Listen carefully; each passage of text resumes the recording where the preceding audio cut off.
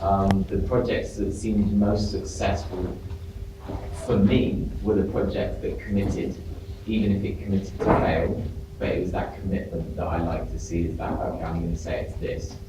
I think a lot of the comments that were already on the board still ring true. You execute an idea by creation. You make a decision by making it. You don't make a decision by making another option. That makes it harder. These are really simple things, and you kind of nod, but it is a very recurring pattern in everyone's working process. It's this kind of like, I'll culminate, and that's one of the emphasis, because you're on a particular, the emphasis in this kind of space, in this learning environment, is to come up with smart ideas. And it's really exciting, because, we have a good afternoon or the morning when everyone shows their work. Oh, that's nice. But I would start committing to those nice things by actually producing.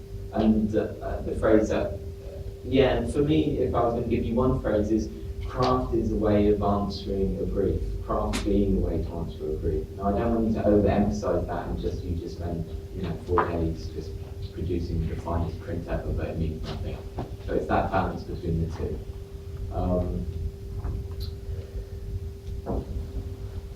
And that sense of commit to failure is always a good one. Don't be afraid of kind of getting it wrong, especially in this environment. I'm not, Rob isn't, your group isn't, you seem like a really nice group, you don't seem like a group that's kind of attacking each other. You kind of got this sensitivity. If you can create a culture where, without being all soft and kind of like, nice, but also at the same time learning to refine your criticism so it doesn't kind of really upset, like stupid or whatever.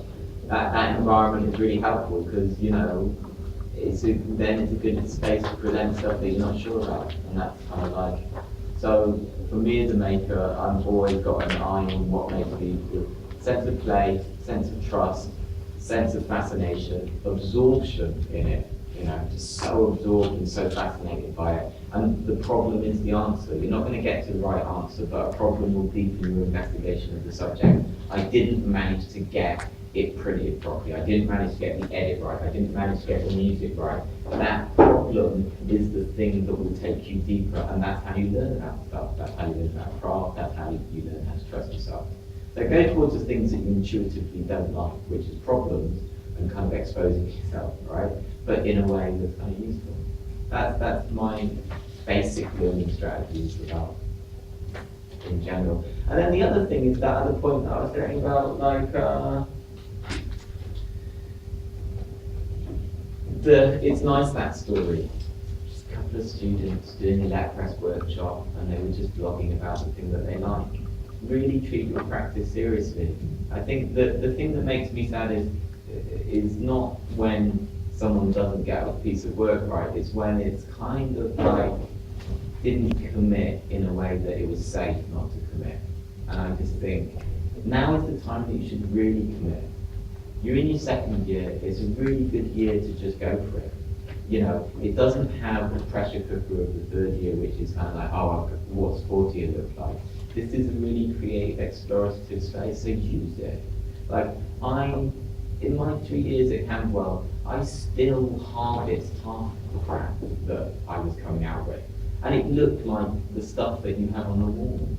It's that stuff that I'm still exploring. But me and Robert Lunt, we were talking about that, and it was just like, somehow, you can't say, like, just do that for 5 years with your handwriting, and it'll look right.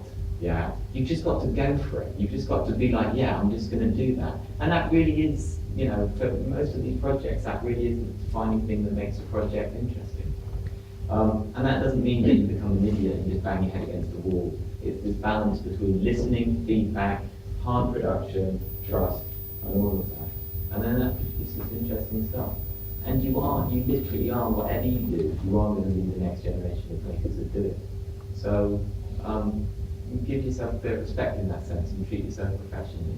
Even if you don't feel professional, treat yourself professionally. It's a really different thing. I did, it sort of worked for me on the when you do it for 15 years. It's a good trip. So,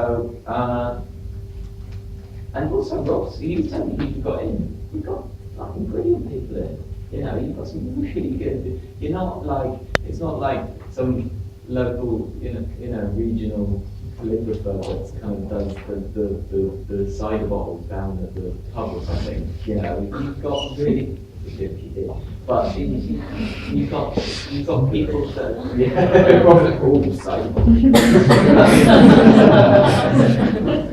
No, you've got people that are ahead of the game, and I still get emails from people in Spain, people in Japan, people in this source talking about what's going on in the UK design scene. So that doesn't mean you become arrogant, yeah. It just means you become professional. Sorry. What's that? That's what goes on the They are my closing remarks. Just enjoy it. It's been fun working with that.